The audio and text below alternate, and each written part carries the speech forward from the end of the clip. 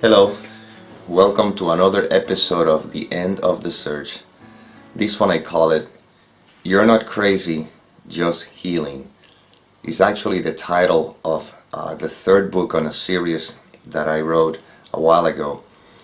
And the reason why I want to make a video on this is because when life, which is what we are, sometimes chooses the instrument to remember that is life itself, from the perspective of the seeming instrument, it seems like we're going crazy, like there's something wrong with me, because the world behaves in a particular way, and somehow I find myself that I am different, I feel different. And it's not that we are different, it's that we're recognizing our sameness. In other words, all of us are the very same life. That's what we are. But the conditioning is what makes believe that we are separate beings. Therefore, I am separate from you. And the belief that I'm separate from you or separate from the world is what leads to a sense of unfulfillment, you see, and therefore I need to chase things, go after things to be happy, to be fulfilled. Then I'm trying to somehow manipulate the circumstances in order to experience a sense of well-being. When I'm relating to others, I'm always trying to either impress or look good. I'm more concerned about what people think about me. You see, all this self-centered thinking, it's really very disturbing in the end, because it takes a lot of energy to hold on to sustain that character. And these are just thoughts.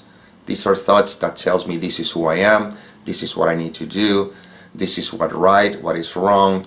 You know, everybody, whatever they believe can have an effect on me, and so on. So, but it's only because I am identified with the content of the mind, overlooking that all that there is the ever-present peace, happiness, in which I'm always resting, as that which words cannot describe, not as a person. The person is simply a seeming projection within all that there is. We're pointing to the all that there is, and that it's always, except when it's overlooked by believing our thinking. Right now, it doesn't matter what issues you think you may have, or who do you think you are, or whatever. When I invite you to simply just be, right now, this moment, don't identify with any thoughts. Just don't identify with them. It doesn't matter. You may have your family or the things that you seem to want or desire or whatever. Well, these are just conditioning. But right now, just for a moment, I'm going to ask you to simply be. Just be. Because you're being all the time, you see. I'm just actually inviting you to rest in what always is, prior to any thoughts. See, that's why the last book that I wrote, what is before any thought, right?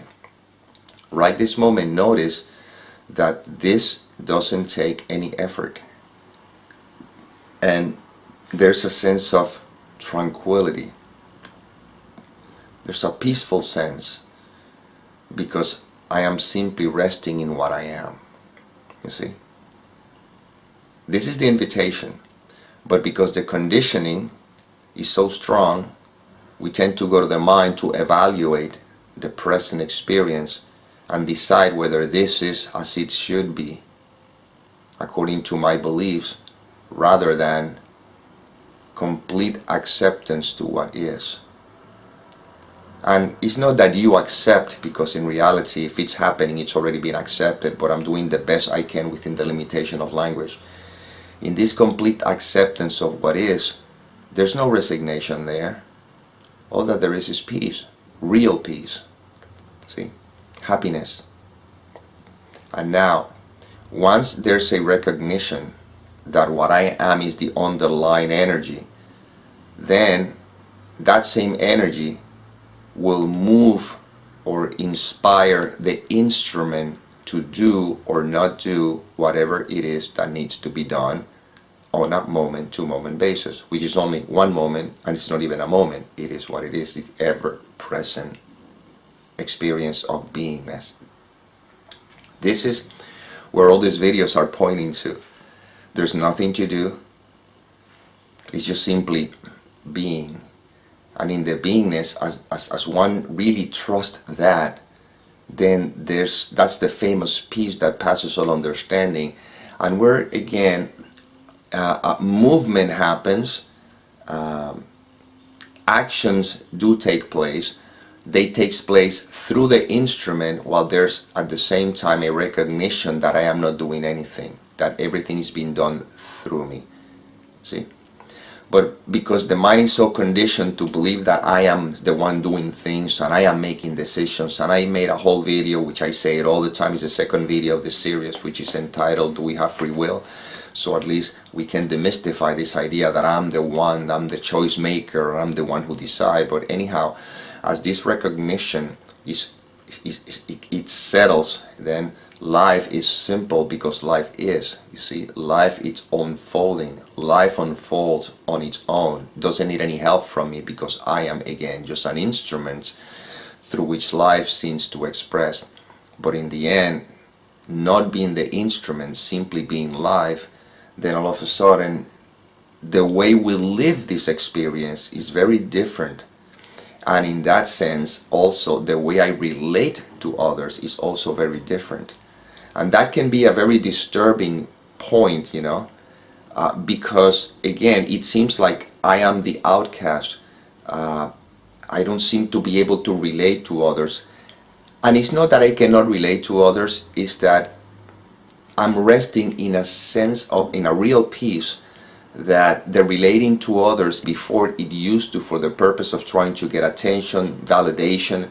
Now, once I don't need validation, once I don't need the attention, then I just simply rest in this space of loving beingness, while I see the whole world acting the way they do, because now I know that they are acting according to conditioning.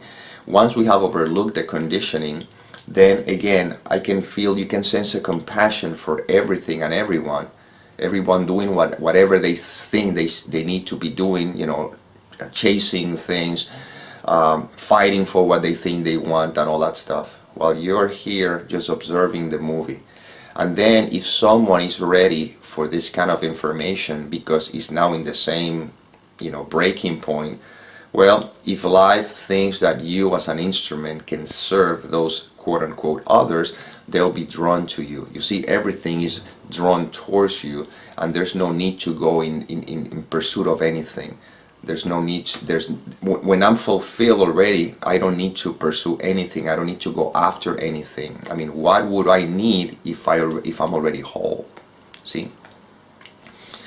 And again, at the beginning can be very disturbing, because from one end there's a calling that says I am, and there's a sense of it, and yet at the same time there's still the conditioning of the things that I seem to want in the world, the things that I desire, and that's fine. We're not fighting against any of that. We're not suppressing any of that. We're just seeing them for what they are.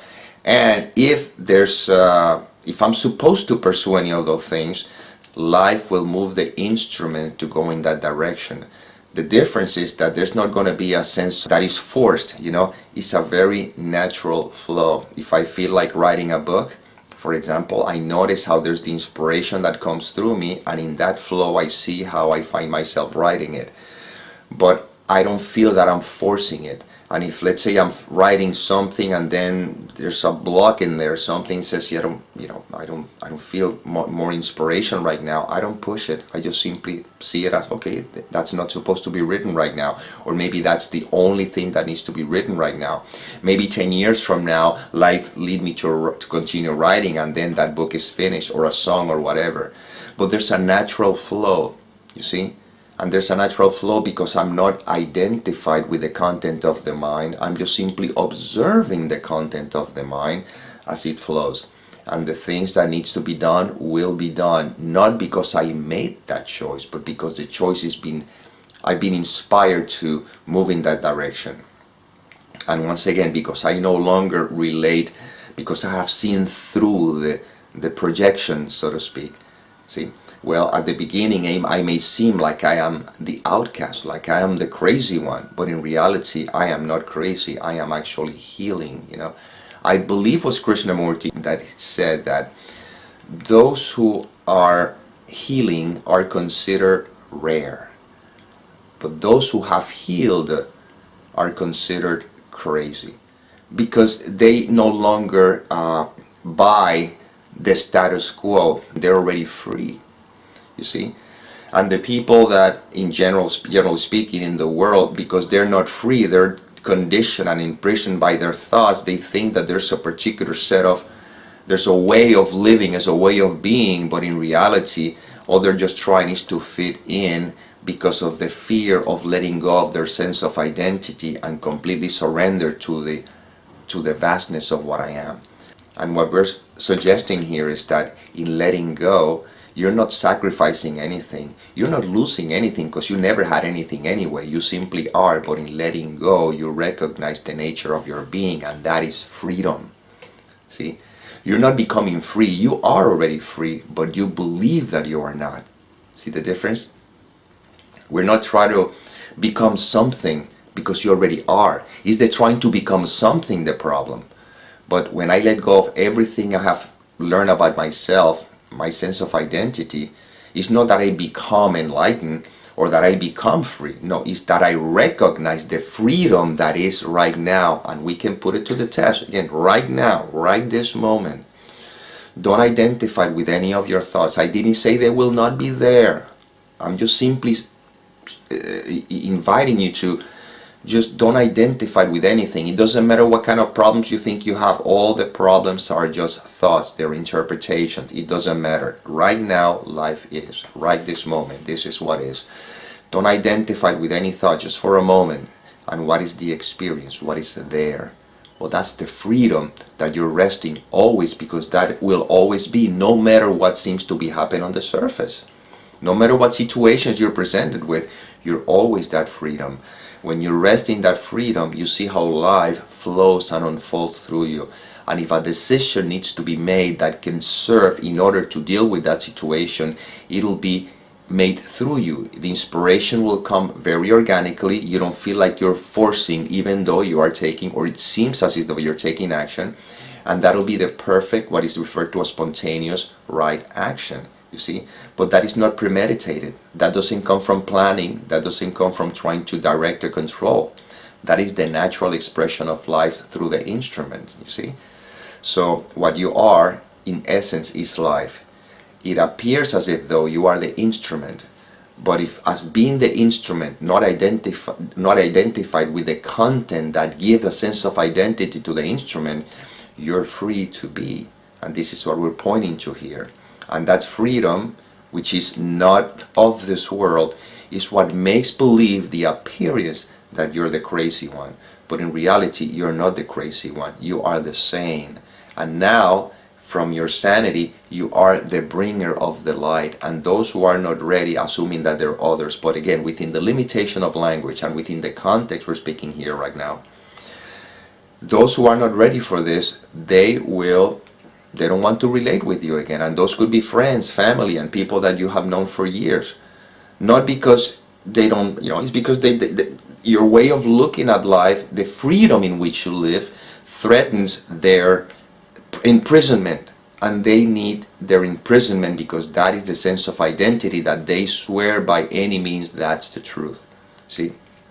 And now, as you continue, as you remain as you are, that which no longer serve you will be swept away from your life. That doesn't mean you don't love any of them. You love everybody because now you're connecting with the real love, which is unconditional, which is your essence. So you love everything and everyone, even those who for some reason no longer want to relate with you. You see? But if time comes, which will come at some point, that they will have to begin to question who they are, because the sense of insatisfaction that is derived from the sense of being a limited individual, a limited person, when you are the totality, when the time comes when they're ready for that recognition and they're lost and they're confused and they don't know what to do, your example, not your words, not what you're teaching, but your example will show them that there's another way of living. And if life wants them to come to you, they will be directed to you because now they want what you have. You see, that's the key. They want what you have. And what do you have? You have inner peace. You have everything, you see. You are the self, see? And those who don't resonate with that, again, there could be some resistance. And that's fine. You're okay with that. Life is. So I'm going to close this video with a story somebody told me that I think represents a little bit of what I'm talking in regards to having what they, people wanting what you have. There was a king who pretty much had everything, but all of a sudden he lost all his money, and now his kingdom, he's going to lose his kingdom, he's going to lose everything, and he's in pain. And he called his wise man, and the wise man says to him, Mr. King, I don't know how I would say, or Your Highness, I know where you can find the answer to your question. Go to the forest, there's going to be a man in a red coat, he's going to give you a gift, and that'll be the answer to your questions and the dissolution of your problems. So the king goes to the forest, and he finds a man with a red coat, and he tells him, the wise man told me that you had a gift for me. That's what he said. You have a gift for me. That'll be the answer to all my questions, all my concerns. And the man with the red coat didn't know what he was talking about, but he looked in his pockets and he pulled out a diamond. A diamond that is worth all the money that you can possibly imagine. A huge diamond, or a ruby, I don't know. Well, let's call it a diamond for now. So, and he gives it to the king, and the king goes, oh my God, you answer my prayer. This is what I was looking for. Thank you so much. Thank you so much. So the king goes to the kingdom, and he have the diamond in there, very protected, in a little box or so. But then something happened. The king noticed that now he's concerned, he's worried about the diamond. He's afraid of losing that diamond. Oh my God, now he has a lot of worry, a lot of concern. What if somebody steals it? You know, I'll go back to where I was. And at that moment, he realized that that man has given him that diamond that is worth so much. So the king went back to the man in the forest. He says, I want what you have. And the man said, what are you talking about? That detachment from everything, that peace that you have because you're not holding on to anything, that's what I want. You see? Because that'll be the answer to all his problems. You take the kingdom away, take anything you want, but you can never take away the peace in which I rest. See, the king thought that his peace, that his happiness comes from having the kingdom and all that stuff. But now that is something else he needs to protect. So you see, it's more layers of worry. What we're pointing in these videos is that when you remember who you are, meaning resting as I am, not identified with the thoughts, you rest in peace always in spite of appearances. And that is the peace that passes all understanding, that the world may consider as you're just a passive person, you're somebody who's crazy, how can you not worry? When in reality, you're the sane one, you're the ones who have healed, because the world is no longer a distraction. And that's the inspiration that came through this instrument. Hope it helped. And as always, may peace permeate the mind so that love can be extended.